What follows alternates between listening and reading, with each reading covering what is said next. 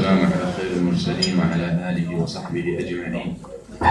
يا أيها الذين آمنوا اتقوا الله حق تقاته ولا تموتن إلا وأنتم مسلمون. يا أيها الناس اتقوا ربكم الذي خلقكم من نفس واحدة وخلق منها زوجها وبث منهما رجالا كثيرا ونساء. اتقوا الله الذي تساءلون به والأرحام إن الله كان عليكم رقيبا. يا أيها الذين آمنوا اتقوا الله وقولوا قولا سديدا يصلح لكم أعمالكم ويغفر لكم ذنوبكم ومن يطع الله ورسوله فقد فاز فوزا عظيما. أما بعد فإن أصدق الحديث كتاب الله خير الهدي هدي محمد صلى الله عليه وسلم وشر الأمور محدثاتها وكل محدثة بدعة وكل بدعة ضلالة وكل ضلالة في النار. The topic this morning is so important. However, it's very misunderstood, in my opinion. Something has to do with the Quran. And when we talk about the Quran, we're talking about the word of Allah. يقول عثمان رضي الله عنه, if we would know the value of the Quran, we would never ever get enough of it. So why we don't get enough of the Quran? Why we start reading and after a page or two we get tired? Because we made one major mistake. Because we learned the Quran before Al-Iman.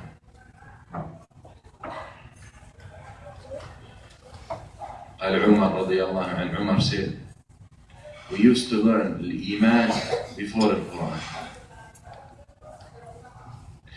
We are so concerned, even in schools and our personal life, and one of the major questions that always pops up, how can I memorize the Quran?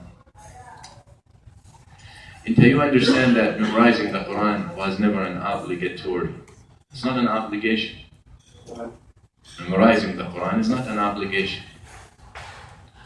And usually it's one of the plans of the shaitan.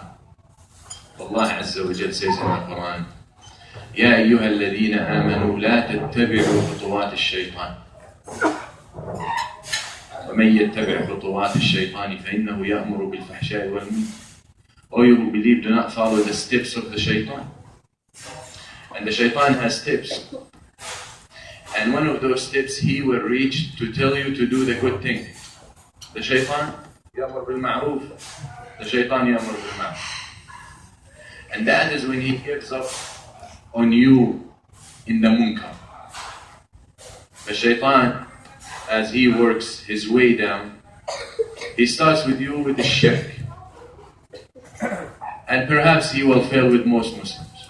يقول النبي صلى الله عليه وسلم عجز الشيطان أن يعبد في جزيرة العرب. Shaitan gave up to be worshipped in the peninsula. That's when Islam was still in there. Shaitan usually fails to get the Muslim into shirk. Okay? And when he cannot, he goes down to the bid'ah. And when he cannot, he goes down to the major sins, kabair. And when he can't, he goes to the minor sins, the saghair. And when he can't, he goes to try to take you and to, from what is, or actually before that, he tried to take you and get you busy with al-mubah. Get you busy with food and drink. And when he cannot get you to do the haram, he gets you busy with things that keep you away from the wajibat. فإنه إذا ملئت المعدة غابت الفكرة. When the belly is full, the idea disappears. Alright? When the belly is full, the energy is gone. When the belly is full, physiologically all the blood rushes to the digestive system. That's why you feel lazy.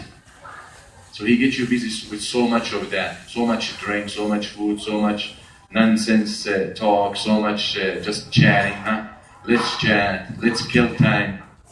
And the poor guy, had he known that the time is the one killing him, he will never say, let's kill time.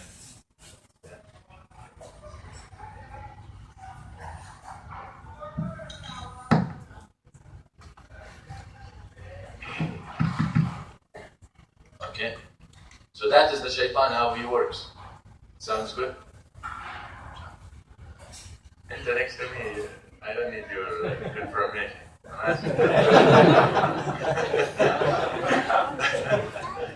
Okay. The shaitan works with them. So he gets you busy so much, excessive halal. Excessive halal. Where there should be a line. فمثلا عمر بن الخطاب رضي الله عنه meets Abdullah, Jabir ibn Abdullah. He said, what's with you in your bag? He said, اشتهيت لحما فاشتريت. I felt like eating meat, so I went and I bought it. فقال عمر, أو كلما اشتهيت شيئا اشتريت. Every time you desire something, you're gonna buy. In the sense of what? Of you cannot be driven by your desire. Okay? You cannot be driven by. And the shaitan wanna hit on that. And it's very successful strategy for the shaitan. Okay? So you find a lot of people, as I was saying, they say we want to kill time. Let's go out. Let's do this. Let's do that. Time you don't kill. You're killing yourself. Every time a day passes, piece of you passes. Piece of you passes and never returns. Okay? إنما أنت أيام. Each one of us is nothing but days. Counted days. Every day passes, doesn't return. So the shaitan wants you to get to waste that. Your capital in life is your life, your age, your days. That's your capital. That's why the Prophet ﷺ said, نِعْمَتَانِ مَغْبُونٌ فِيهِمَا كَثِيرٌ مِنَ النَّاسِ الصِّحَّةُ وَالْفَرَاغُ. Two blessings that a lot of people take for granted are pulled back. And it doesn't matter how you translate it. Al-ghubn is a business expression. And the Prophet ﷺ, when he uses that with people who do business, they can understand it better. Al-ghubn is what? To buy something overpriced and to sell it underpriced. But either way you lose. Something in the market, 10 riyal, you go pay for it 20 riyal. And you want to buy it so you can sell it back. And you end up selling it for 8 riyal. So he said, two bounties that most people lose in the way they invest. الصحة والفراغ. Health and free time. Health and free time. Most people, if they have health, they don't have free time. And if they have free time, they don't have it. But when you have both, you should ask Allah Azza wa Jal to give you the tawfiq to take advantage of. Very important. So the shaitan, when he fails with getting you so much indulged in the mubah, that you say it's halal, he takes you and tells you do this ibadah and don't do this ibadah. Shaitan tells me to worship Allah, yes. But his aim is to make you worship Allah in doing one thing and abandoning what is better. So he comes to, you should memorize Quran. Oh, the brother is dedicated, the sister is dedicated. In the masajid, mashallah, this and that. He feels with the shirk, he feels with the bid'ah, he feels with the major sins, minor sins, even this brother fast and so he goes at the last way. So he gets him busy with what? With doing al-rajih or al-marjuh al-rajih. In doing what's less rewarded over the more rewarding. You get him busy. There's some of us, each one of us is different. Some of us can be more productive, for example, when we're not fasting. Let's talk about voluntarily fasting. With obligatory fasting Ramadan, that is no option. But some people, if he fasts, the whole day he has to sleep. Right? His body is so tired the whole day, he cannot do anything else. Like fasting is a great deal. But when he doesn't fast, he's way more productive.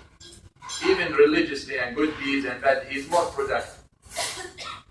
But the shaitan comes and convinces him to fast.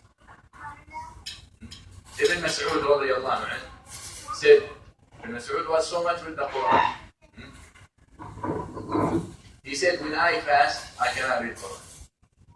So I gave up on fasting. So I can do more Quran.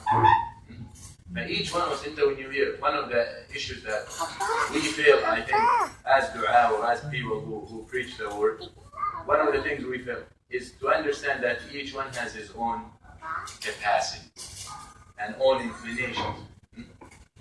If I have someone who can sit and write 100 pages a day, some good material that can be added to the Islamic library, but when he fasts, he cannot do anything. So I would rather he sits and writes. I would rather he sits and make da'wah. Okay? Because the influence of him writing, well, they say يتعدى, will go beyond him. Amma is fasting for himself. Okay? So the shaitan should not take you into that. So they come, I want to memorize the Quran. This is a great deal. But the question is, why? We don't ask that question. And that's the problem with raising our children. When I visited Canada last year, a brother came to me after the lecture. And he introduced his son. His son was 12 years old.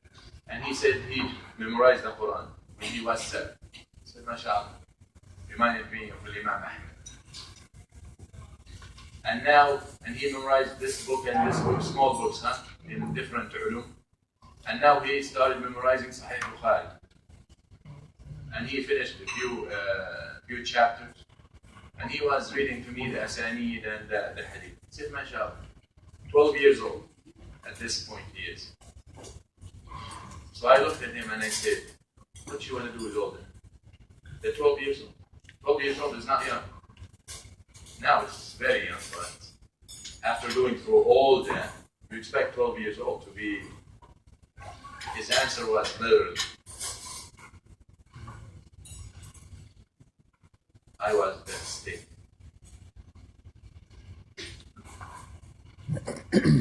I think it's abuse for that. To give him, he's like a hard drive. All you do is just put it in, and he does not even know why he's doing it. How many people we met in life who did memorize the whole Quran, and they're lost. Even their manners are not the manners of someone who knows anything about the Quran. The way they carry themselves, the way they talk in school, their akhlaq, even some of them might not even fasting Ramadan. Then I looked at his father. I said, what you want from him? Why you teach him all that? He said, I want him to become a doctor. I said, here we go. Yeah. Doctor. The Desi thing, the Arab thing. Doctor. What is that? Doesn't take much to be a doctor. And you don't have to be really intelligent to be a doctor. Look at me. So the idea is, we have to instill the Iman before the Quran. The Iman comes first. We have to teach the children, especially the children, beside ourselves, why we do things. We live in a time where why becomes the main question. Why? We have to instill in the hearts of our children the love for the deen, the love for Allah. You make sure they love Allah, they're going to love His word. They're going to love His deen. Amma raising children and all you do is threaten them with Allah's hellfire. You do this, you go to hellfire. You do that, you lie, you go to hell. They're going to grow up hating them and hating anything associated. That's one of the main reasons we're failing in tarbiyah. As children, they love attention. But when you look in the book of Allah, you see that meaning. Allah Azza wa Jal will never say in the Quran, He hates the kafirin. Wallahu yakrahu al-kafirin. You find it anywhere in the Quran? Wallahu yakrahu al-zalimin. Allah hates the zalimin. You don't find it in the Quran anywhere. But you find what? Wallahu la yuhibbu al-kafirin. And Allah does not love the kafir. Why? Allah does not love the zalimin. Why? When you say, when Allah says, I do not love you, this is enticement. He's trying to wake up something in your heart. I know I have love, but I'm not going to give it to you. And then you come and you say, I hate you. Completely different story. when you're upset with your child, you tell him I hate you. You don't tell him, huh? Daddy doesn't like you. That's what you say. If you're wise, Daddy doesn't like you to do this.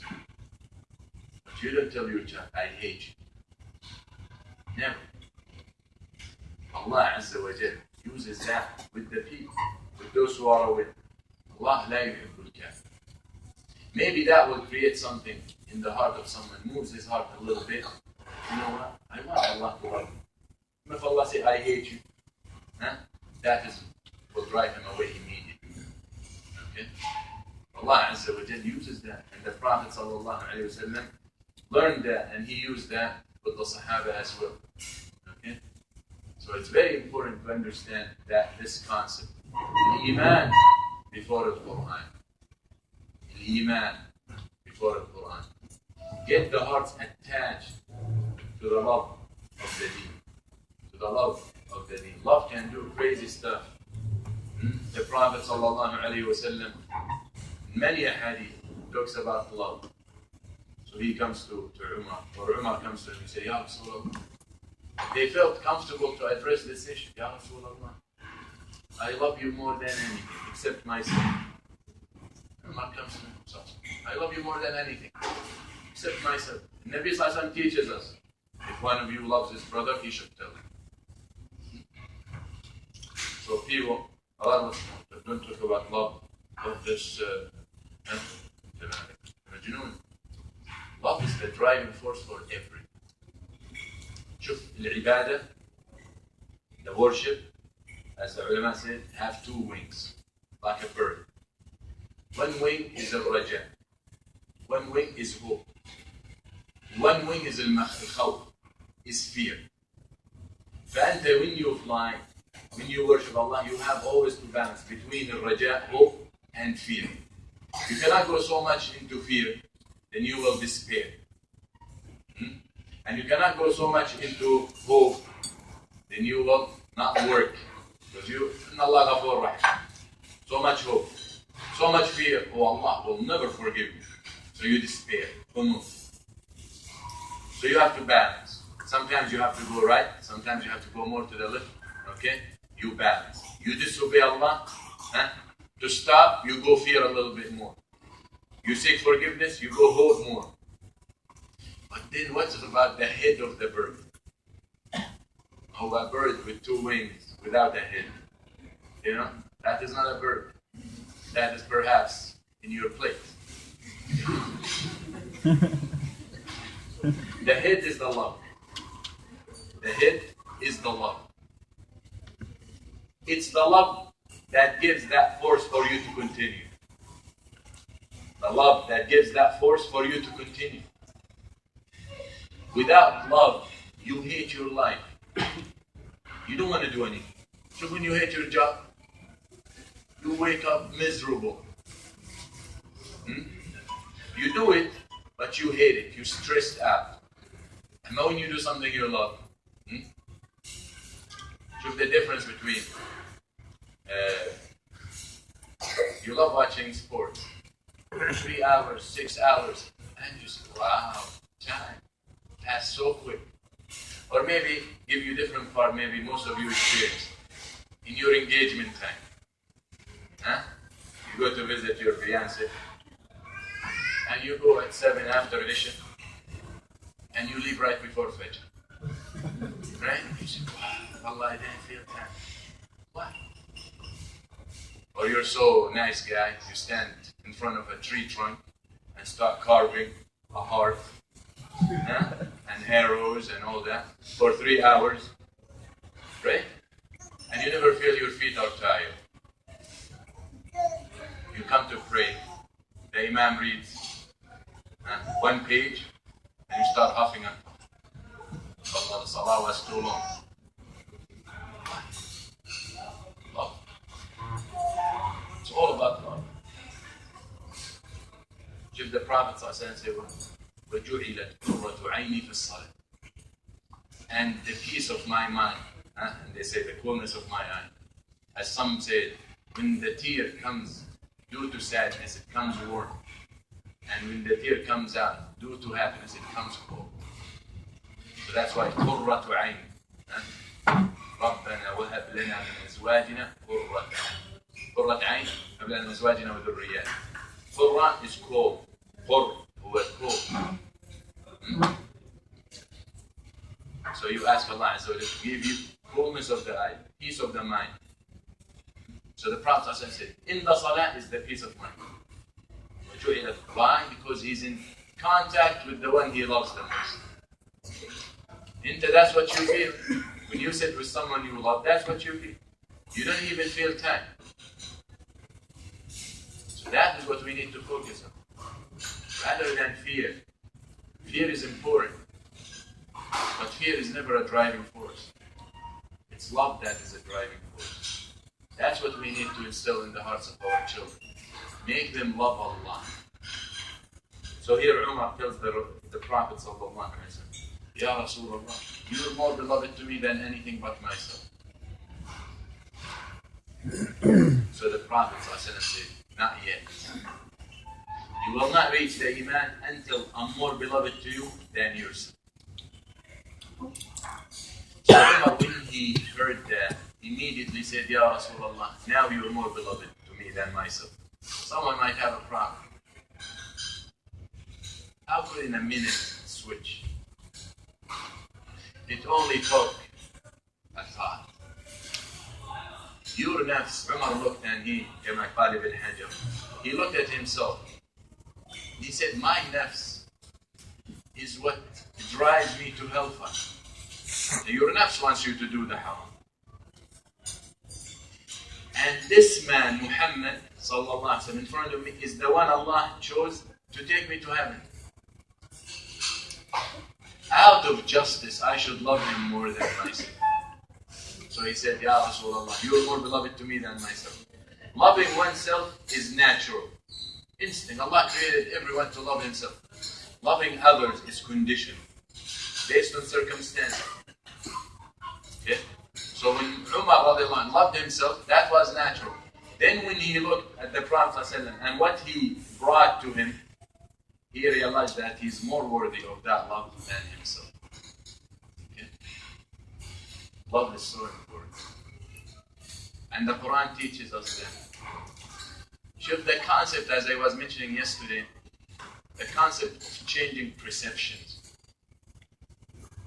If you look in the Quran, the idea of running away. Usually you run away because you're scared of something, is it? Allah Azza wa Jal uses that. That is in Arabic called al-firar. Farra min al-shay. Ay haraba min. Fled. يفر to flee. فيقول الله عز وجل لو اطلعت عليهم لوليت منهم فرارا ولملئت منهم رعبا. The people in the cave, right? Allah Azza wa Jal, after the 300 years plus passed, He said, subhanahu wa ta'ala, to the Prophet, if you would got a chance to take a glance at them, you would run away from them. You would flee away. Right? Allah in Surah Al-Jumu'ah, this is Surah Al-Kahf, in Surah Al-Jumu'ah, He says what? قُلْ إِنَّ الْمَوْتَ الَّذِي تَفِرُّونَ مِنْهُ فَإِنَّهُ مُلَاقِيكُمْ. Say that the death you flee away from, you will have to meet. Again, fleeing away from. Allah says in Surah Al-Qasas about Musa alayhi salam in his conversation with Fir'aun when he returned. قَالَ فَفَرَرْتُ مِنْكُمْ لَمَّا خِفْتُمْ. I fled away from you, Musa said. I fled away from you when I got scared of you. They were trying to kill him. Okay? Allah Azza wa Jal says in Surah Al-Muddathir about the day of judgment. About those who run away. فَمَا لَهُمْ عَنِ التَّذْكِرَةِ مُعْرِضِينَ كَأَنَّهُمْ حُمُرٌ مُسْتَنْفِرَةٌ فَرَّتْ مِنْ قَسْوَرَةٍ. What's wrong with them? Running away from or turning away the da'wah or the invitation to Allah, just as if they are donkeys running away from lions. Qaswara could mean lions, could mean hunters. But the point is the verb, running away, fleeing away from. But when you run away, you usually run away because you're scared. In Surah Al-Dhariyat, when Allah Azza wa Jal used the same verb with him, He said, فَفِرُّوا إِلَى اللَّهِ. Flee to Allah, not from Allah. Changing the place. When it comes to Allah, things become different.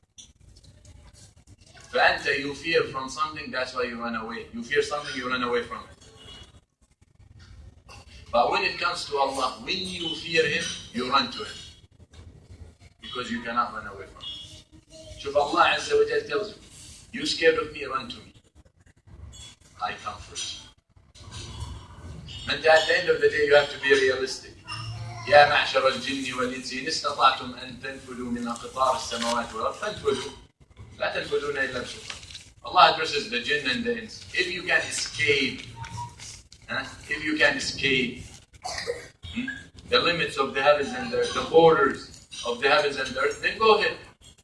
And there's no way you can escape from Allah. So you better humble yourself and come to Him. Allah is the only one. When He's feared, He's approached. Allah is the only one. Everything else, when you're scared of, you run away. You run away from mukhabarat. You run away from a lion you meet here. Okay? And when it comes to Allah, you have no option but to run to Him. He will take care of you. Okay? That is how you read the Quran. But in the فِرُّوا إِلَى اللَّهِ, you flee to. Usually you flee from. Okay? Allah wants you. Allah wants your heart. Allah wants your heart. Allah doesn't want too much from you. We always think that Allah wants too much. So we exhaust ourselves and we fail. Iblis got out of paradise for one century. Adam and his wife got out of paradise for one bite. A woman from Bani Israel got forgiven for some water she gave to a dog.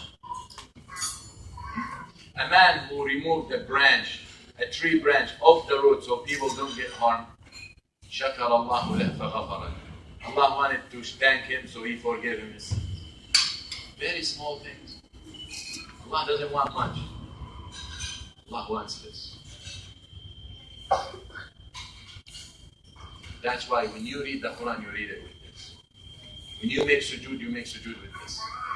When you make dhikr, you make dhikr with it. You know one of the ways that is very beneficial to do that is to look at you. Where are you? There. Talk to your heart. If you're in salah, you want your heart present, or you read in Quran, ask yourself, where is the heart? And look in that side. Where is my heart? Where is my heart? You start practicing that, and you start realizing your heart is coming. Very important. Wallahi, ya akhwa, memorizing the Quran is not hard. But it's not the aim. Most of the Sahaba died without memorizing them. Umar radiallahu anh took 10 years to memorize Al-Baqarah. 10 years. 10 years. I know people memorized Al-Baqarah in 3 days. 3 days. Memorizing isn't an issue. And there are techniques to memorize so quickly. It's, as we said yesterday, it's what you're going to do with it. Why you're doing it. That's what the whole deen is all about. Why we're doing it. Why we're here. We all know the ayah, وَمَا خَلَقْتُ الْجِنَّ وَالْإِنسَ إِلَّا لِيَعْبُدُونَ. I only created the jinn and the ins to worship. Do we really live that? Is it in every aspect of our life? Are we hustling for that? شوف يقول النبي صلى الله عليه وسلم حديث عمر إنما الأعمال بالنيات وإنما لكل امرئ ما نوى. What is the difference between those two statements? That deeds are judged by intention, right? And everything will be rewarded based on intention. What is the difference? Or deeds are judged by intention, and every person will get what he intends for. What is the difference? Sounds the same. It is a big difference. There's a big difference. The first part of the hadith tells you have to have the right intention. The second part tells you capitalize on your intention. Example. One simple example. You left home to come here. What's your intention? Most of us say, I want to do Umrah. Great. Some say, I want to do Umrah and get to listen to to get some knowledge. Now he got two intentions. That's the second part. What was his intention? To please Allah. So the difference between that one and this one want to please Allah through Umrah, this one want to please Allah through Umrah and getting some knowledge. A third person say, I want to know more Muslims. So we see how we can help the Ummah. Now got three. The fourth say, I want to spend my money fi sabilillah. And this trip is costing me X amount of money. I want to enjoy spending fi sabilillah. 4, 5 now. You know how unlimited your one deed, how much reward can get you compared to the guy next to you? But we don't think about it that way. However, in a business transaction, we do. When we want to do investment or business, we think about it and we milk it. With Allah, we don't. وَإِنَّمَا لِكُلِّ امْرِئٍ مَا نَوَى. You get up in the morning or whatever time and you want to go to the masjid. Why are you going to the masjid? I want to pray Jama'ah. But the guy standing next to you in the salah, he came to the masjid to pray Jama'ah, to say salam to the brothers, to give some smiles, to see if they need something in the masjid, to clean the carpet if they need to buy or to get water for the water cooler. So look how far he reached. Which the same distance, he might be your neighbor, The same distance traveled, but look where his intention took him and look where your intention took him. That's why we always say, work on this. Work on this. Wallahi, the person with his intention can reach way beyond the one who spent the whole day fasting and the whole night praying. With his intention. The Prophet ﷺ coming back and returning from one of the battles. So he tells the Sahaba, we left behind in Medina people that every path we take, Allah gave them rewards for it. Now we're left home and we're traveling and we're sweating, and they stay home in Medina, and everything we do, they get the same reward. Why? Because they really wanted to go back in Medina, but they had the excuse they could not make. But look with their intention. You see, we neglect this. There's a piece in the body. All know this. If it's good, the whole body. Taqwa hahuna, as the Prophet ﷺ. Taqwa hahuna. Taqwa is here. Taqwa is not in the garment you're wearing. Taqwa is not looking as Muslim. Could be in reflection. Taqwa was never the look. It's the heart. Someone saying, oh, I don't have to look, I don't have to pray. If the taqwa is right, then forget about the action. They're going to come. The actions come when the taqwa is here. Because the taqwa is not something you just claim. Taqwa is action. Emanates from here. As some people say, brother, you come to advise him, why don't you pray? Why don't you give up on the haram? He says, brother, Iman here. Wallah kadhib. He's a liar. He lied. Because if there was Iman there, it will be here. It will be here. Okay? It's all connected. If the Iman is here, forget about the rest. It's going to come. Have you heard someone with taqwa doesn't pray? Huh? Have you heard the Prophet did not pray?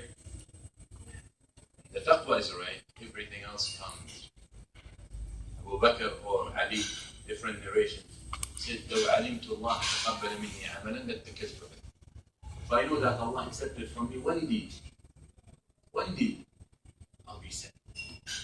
Because Allah says, إنما يتقبل الله من المتقين. Allah only accepts from those with taqwa. So if I know Allah accepted one thing, I'll count myself amongst those al-muttaqin. Allah will not punish al-muttaqin. One deed. Some of us here, 20, 30, 40, 50, 60 years old. Are you sure Allah accepted from you? One deed.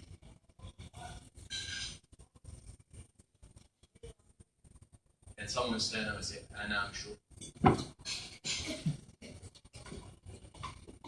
Then we think we deserve credit. We think we can relax.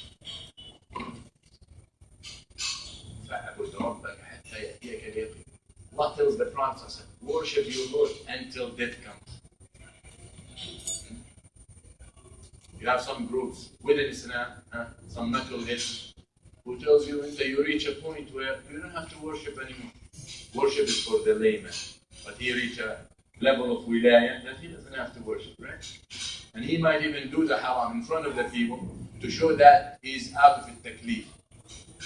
And there's no hasanat and sayyat for him. That is for people like us. And Muhammad ﷺ faints and passes out while he's dying, and everything, every time he wakes up, asks, Salah, Salah, Salah. Umar gets stabbed, and the first thing he asks when he wakes up is people praying. And Allah tells Muhammad, and worship your Lord until death comes. Mu'min never rests. Never rests. الجنة لا تدرك بالنعيم. النعيم لا يدرك بالنعيم. The pleasure of Al-Jannah cannot be reached and achieved through the pleasure of the dunya. Very important. You want the pleasure, then you have to struggle. You must. And by no means I'm saying be poor or don't work and give away everything. No. The believer never rests in this dunya. Never. Should never come to a rest. And some of us say, oh, I can't wait to retire and just relax. Such thing. The believer doesn't think that way. Imam Ahmad rahimahullah, they see him, when he reached old age, they see him with the mihbar, the ink bottle. You know, they had the ink bottle and those things. So they said, Ya Imam, ila mata ma'ilma. You're getting so old, you already wrote so much. You already taught so much. Why are you going to continue carrying this ink with you? قال مع المحبر إلى المقبرة. He said, with the ink bottle until the grave. Doesn't quit. Does not quit. One of the ulama, his name is Abu al-Wafa al-Hanbali. One of the ulama of al-Hanafi. He has a book called Al-Funun. Al-Funun. He wrote it in 800 volumes. 800 volumes. Book. One book.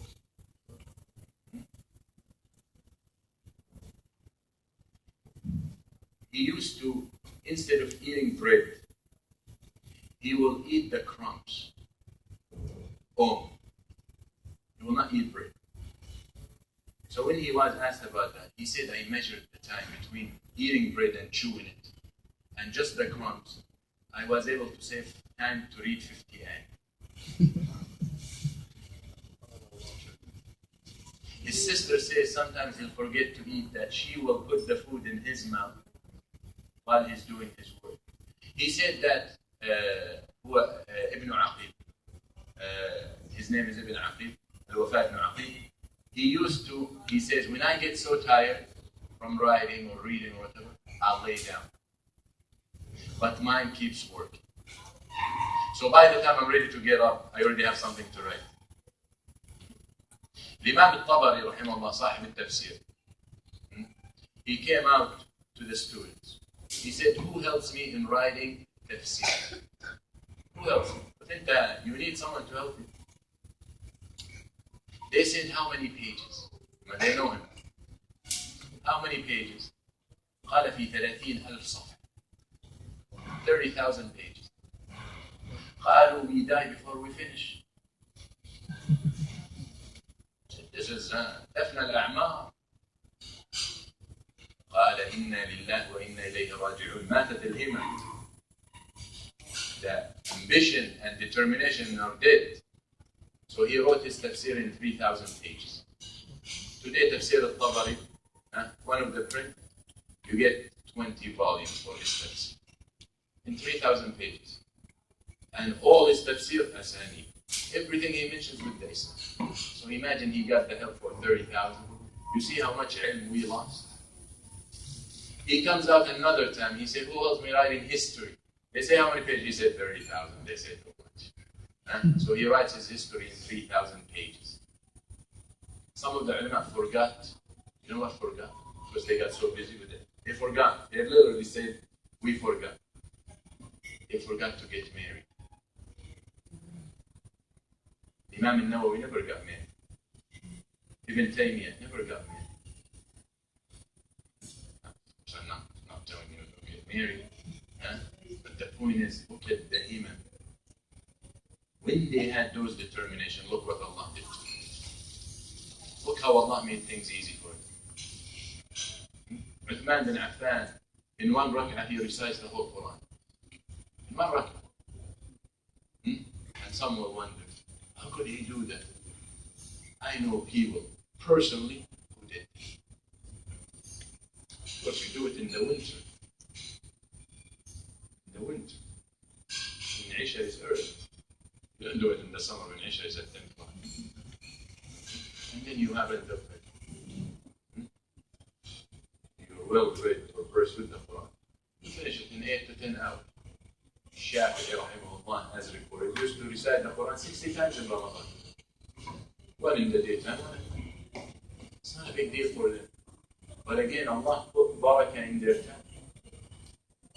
One brother was telling me yesterday, SubhanAllah, here we feel there's so much time. And back in the States, time goes so quick. Barakah, habibi. Something barakah that we do not understand. We're so into the materialistic world, we measure things by the calculator. Sheikh Fadi Kablawi said, I had a pouch of dates. He had a small pouch of dates. So the Prophet ﷺ saw it with him. This is hadith sahih. If it wasn't sahih, I would not believe it. So the Prophet ﷺ made dua for him.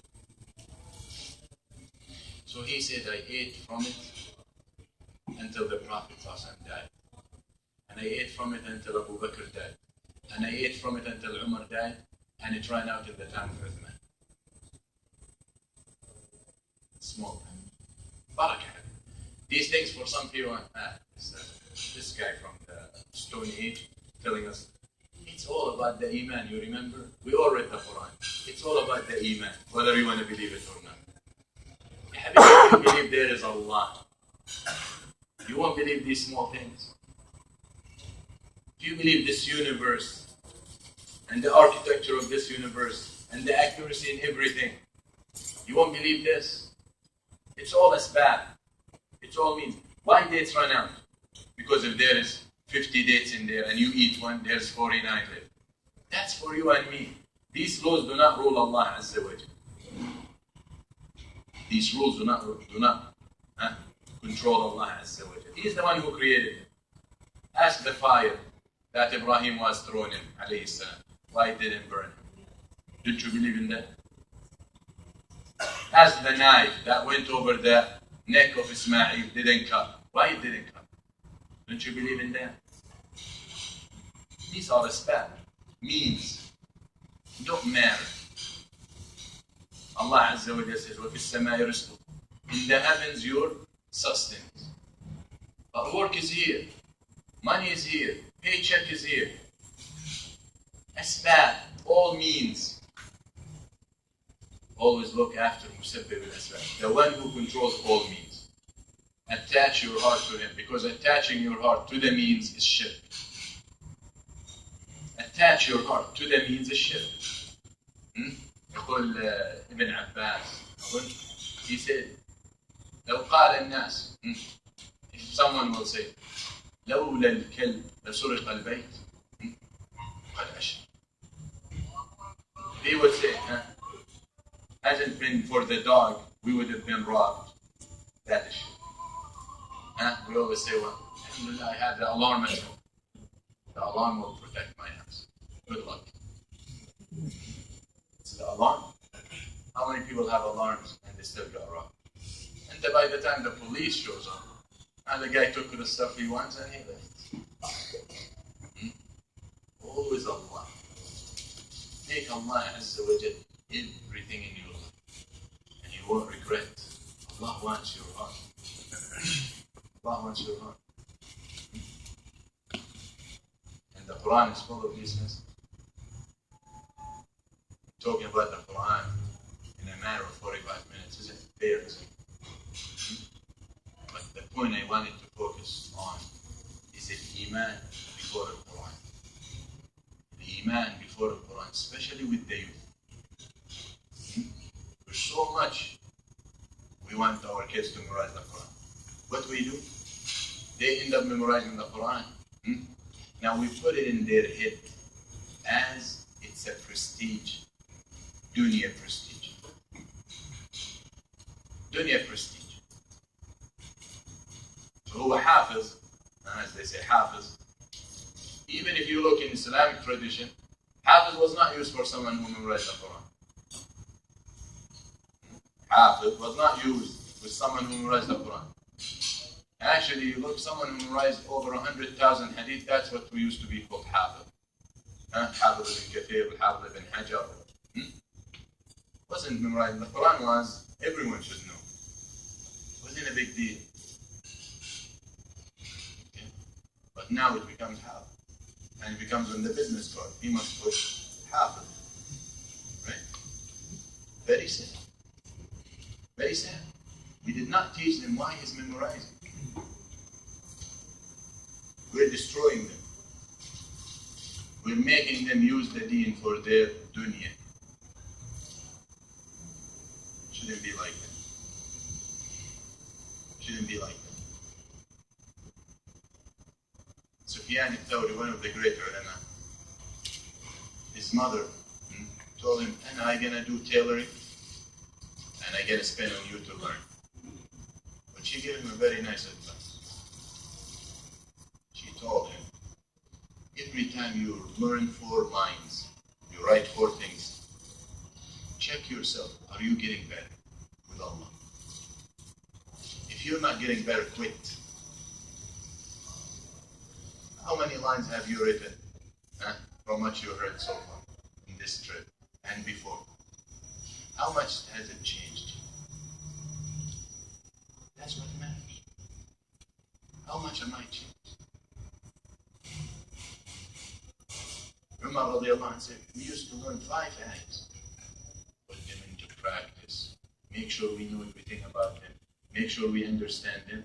Then we move to the next line. That's what the Quran. Aisha radiallahu anha, when she was asked about the Prophet and his manners, she said what? His manner code and his manner system was the Quran. So she connected actions with the Quran. That's what the Quran is revealed for. The Quran is not revealed to be memorized only. The Quran is revealed to be practiced. And one of the ways the Quran will complain, the Prophet will complain. يا ربي إن قومي اتخذوا هذا القرآن مهجورا. The Prophet will complain that my people have abandoned the Quran. One of the ways of abandoning the Quran is not only not to recite. One of the ways that might be more dangerous is to read it and not practice. That's worse. now, once you read it, you have established the argument against yourself. And then you come in the day of judgment, you might have better defense to say, oh Allah, I did not get a chance to read it, than the one who did read it, but did not write it. And both are not excuses. Are not excuses. Ibadallah, al-Quran has secrets in it that Allah Azza wa Jal only gives for the people who read it with their hearts. Allah. Even the architecture of the words is miraculous. You see the Quran, the way it's written in the Mus'haf, it must be that way. The Sahaba, when they were writing the Quran, and the Prophet tells them, write this and put this here, they were ordered to write in a specific way. You will find in the Quran the same word in the same surah, written in two different ways. In the same surah, the word mentioned twice in the same surah, but each time is mentioned or written differently. It sounds the same, refers to the same thing, but it's written differently. Because in each position, it gives different message. Someone may say, can you give me an example? Surah Al-Kahf. Surah Al-Kahf. If you look in the Mus'haf for Surah Al-Kahf, and you look at the story of the garden, you know the two people with the garden? Allah Azza wa Jal described them as friends. قال لصاحبه وهو يحاوره. صاحب. This word is mentioned in the story twice. In the same story of the garden. One time it's mentioned, it's written, صاحب, صاد, ألف, ha, ba, ha. And you know the alif, you know little Arabic, the alif cannot be joined to the letter after. It's only joined to the letter before. And the next time, or the first time written, this is the second time, it's written as sa, alif. The first time is written as sa, ha. Where is the alif? Small alif. On top of the sun. You know how Allah, and there is usually over the shadda, there's a small alif. That is, there is an alif. So when it was written sa, ha, with small alif, in the beginning of the ayah, of the story, and at the end of the story, it's written as sa, alif, complete alif. So the ulama, some of the ulama say, why it's written this way? هذا الخط العثماني. Why it's written this way here and this way here? And it's both sounding the same. صاحب, صاحب. They said because in the beginning of the story, they were friends. That's why it's written in a way that it's all joined. And the small alif. صاحب, baha, all attached. After the good man realized that the other man was kafir, Allah wrote صاحب, صاد, alif. So now there is two syllables. So they're separated. Separation. When he did not realize that his friend was bad and was away from Allah, it was one word. That's what a friend is. Two friends, they should be like that. صاحبك من كان معه من فرق نفسه ليجمع. But when he realized, now it's iman and kufr. Friend, forget about friend. Father, forget about father. Iman and kufr. Abu Bakr looking on the day of Badr for his father to kill him. Or his son, Abdul Rahman. Abu Bakr looking for his son to kill him because he has not become Muslim yet. And then later on he became Muslim. So he tells his father later on, he said, oh father, on the day of Badr, every time I see you, I would run away because I do not want to face you. Because you're my father. So his father says, and every time, and actually I was looking for you to kill him. Huh? You know? The idea is, Iman and Kufr is distinct, separate. So when he realized that they were, his friend was kafir, Allah ordered that this ayah to be written, this word to be written this way, two easy. And the Quran is full of these things. Okay? Once you see things, you start believing more. Again, it takes back to the Iman. So Allah Azza wa Jal, when He talks about the people, the slaves away from Allah, He uses abid. Abid. When he talks about the slaves who are close to him, he uses ibad. Abid, ibad. Abid, flat. Because the one who's away from Allah is humiliated, always on the ground. There's no word. Ibad with alif shows pride, standing up. Those are close to Allah. Abid and ibad. The Quran is limitless treasure. As they say, like the ocean. Every time you dive, you come up with some jewels. And subhanAllah, 1400 years, and still our ulama taking out from. It's amazing. All that means nothing. There is no iman. And we go back to the beginning of this lecture. We learned the iman before the Quran. We learned the iman before the Quran. Amma to come to a little kid and all you want, abuse him, memorize. And he has no idea. And you don't even take the time. Don't tell me little kids don't understand. I mean, little kids now know better than me and you when we were 20. I'm serious. Little kids are so exposed to the real world today.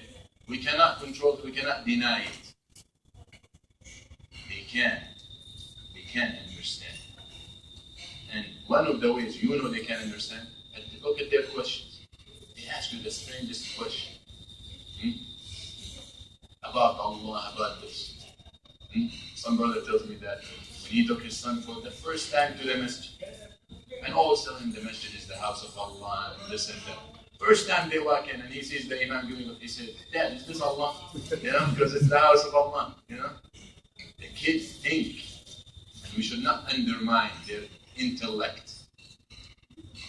And with simple language, we can make them love it. My advice to you out of this whole thing, teach your children to love Allah, not to be scared of Allah. Fear will come. These little kids, raise them to love Allah. Instead of telling him, Allah doesn't love this, or Allah hates this, tell him Allah doesn't love it. Instead of telling him, you do this, you go to hell, tell him you do this, you might not go to heaven. Attach him to the positive meanings. He will love it, and he will excel. Brother and sister, we all know, and maybe some of us experience that. Our children, many children of people, our own or Muslims we know, their whole life Islamic schooling.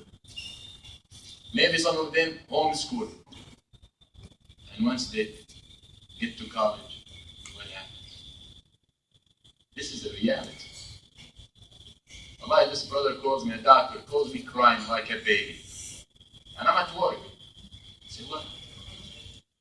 He said, my daughter, my whole life raising her and teaching her Islam and separating her from everything. She just started college. She's moving in with a guy. There is khalal. There is some problem in the way he raised her. We think isolation is the way. That is wrong. Then you isolate them from everything, and now they go to the real world. They have a shock. Confuses them. My little daughter, 4 years old, or 5 years old last year, when she was 5, she started going to school. And now she sees other people. Even though it's Islamic school, unfortunately, you cannot control everyone. And the stuff they talk about. She never watched TV. But suddenly she comes home and she says to her mom, can I have nail polish? She's a girl. Now I might not understand what she really feels. Or maybe her mom won't understand. that thing gonna stay in her head until she gets nail polish. So what we did, we got some pieces of papers, we cut them the size of her nails, we colored them, and then we glued them on her nails. Allah. She ran the whole day happy that she got nail polish in the house. She's so happy. After that, she never asked for it again. This is what girls like. She never asked about nail polish again. Something she felt like doing, she had it done. Move on. And we could have said, no, haram, this and that, and we shouldn't. She knows. Even though she's 5 years old, she knows. She asked me, how those people who have nail polish, how they make wudu? Wallah, she knows. But I cannot deprive her of what she feels she needs. Because I want her to think my way, impossible. That's one of the main reasons for problems and failure in marriages. Because the husband thinks the wife should think his way, and the wife thinks the husband should think. But most of the time the guy expects her to think his way. Even at the level of an iman. You find the husband, mashallah, iman is high, or the sister, iman is up there, and he is average or she is average. Problems are created because he wants her to be at his level. It's good that he wants the good for her, but she is not you. What took you 6 months to reach where you are might take her 6 years. Might take her 6 years. She might never reach that level. They want to tell me the wives of the Prophet, all of them had the level of iman of the Prophet. Possible. But he lived with them and he was a successful husband. He understood how she is. Now that is no invitation for the wife to do whatever you want, and for the husband to say, I'm not responsible about anything. Well, that's what she can. And we're talking about little advanced level. She's doing what she's supposed to do. She's fulfilling her obligations. Not force her into your wara. Shuf al-wara is something that you choose for yourself, that you're not obligated for. Some people, as they say, the ulama say, il-wara, do not give fatwa of il-wara. You don't give fatwa of il-wara. You feel you can, you have the ability and you fast every other day. And the fasting of Dawood. You don't give fatwa to people to do that. Because you don't know what people can do. This is for yourself. Or you leave something mubah because you're not comfortable doing it. Even though you know it's mubah. Do not force people to do it. Because not everyone at your level. Same thing with your spouse. Same thing with your children. Teach them foundations. Make them love Allah. Teach them principles. And help them through the stages they go through. Not completely shut off the door and deprive them of everything. Doesn't work. Doesn't work. Brother came to me one day in America. And he's complaining to me. I said, what's the problem? He said, I'm at work all day and there are many things that need to be done. And I really cannot leave work to go and buy groceries, to go buy this, and and my wife can't drive, because it's haram to drive. Who told? Wallah, we asked Sheikh in Saudi. In the Saudi culture is different than American culture. And when they say haram in their society, they have reasons, and trust me, they do have reasons. They do have reasons. And in Saudi, every woman who doesn't drive got a driver. Got a private driver who does whatever she wants. So we have ready to be reasonable. No time to take. Who can take the kids to school? If you work and leave to work at 6 in the morning. So very important. Not to put everyone into your framework, your own. Don't see the world through your own eyes. Some people do see the world as if they're looking through a keyhole. He only sees what he wants to see.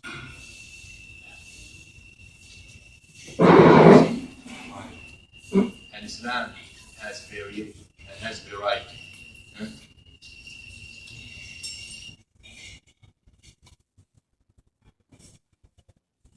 So let's be tolerant of each other.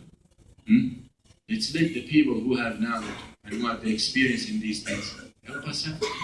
Let's reach out. كل الطبيب تخطفته يد الردى يا شافي الأمراض من أرداك. كل السقيم نجا وعوفي بعدما عجزت فنون الطب من عافاك. كل الصحيح ما تلا من علة يا من يا صحيح بالمنايا بلاك. من يا صحيح بالمنايا بلاك. A doctor needs a doctor. A doctor needs a doctor. I can't fix my own teeth. I can't pull out my own teeth. Even I'm a dentist. I can't do that. I can't even clean my own teeth. Doctors need doctors. Don't be arrogant. Sheikh needs sheikh to consult. Don't think I'm the imam. How can I ask other people? La habibi. Other people could have experience in certain things way more than you can ever reach. You might know fiqh or hadith. Doesn't mean you know life. You studied these things. That's not to say our imam don't know. But what I'm saying is, you as an imam, you need help. No one has got it all under control. Alright? So let's humble ourselves. If we're husband, we humble ourselves. If we're wife, we humble ourselves. If we're kids, if we're parents, if we're leaders, if we're imams, everyone needs to humble himself. And no one humbles himself, but Allah will elevate him. We ask Allah Azza wa Jal to guide our hearts. And we ask Allah Azza wa Jal to help us do or establish the right intention in everything we do. We ask Allah Azza wa Jal to make it easy for the Muslims all over. We ask Allah Azza wa Jal to forgive us our own shortcomings. And we ask Allah Azza wa Jal to show us the truth the way He wants. أقول قولي هذا واستغفر الله لي ولكم والحمد لله رب العالمين. جزاكم الله خير. السلام عليكم ورحمة الله.